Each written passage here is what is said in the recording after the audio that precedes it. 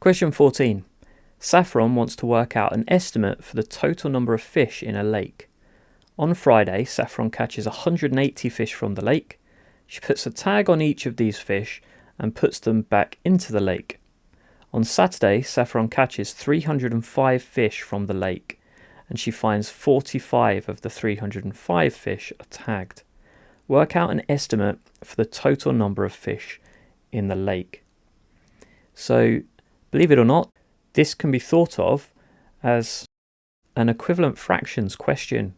On the second day, when Saffron catches fish from the lake, that 45 out of 305 fish that have been tagged is the proportion of tagged fish to whole fish in the lake. And so, since 45 tagged fish out of 305, if we can make this an equivalent fraction now, where the numerator is 180, then the denominator would be the total number of fish in the lake.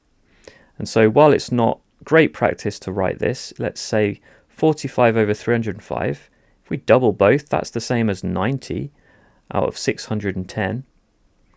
And we can double again, numerator and denominator, which is the same as 180 out of 1220.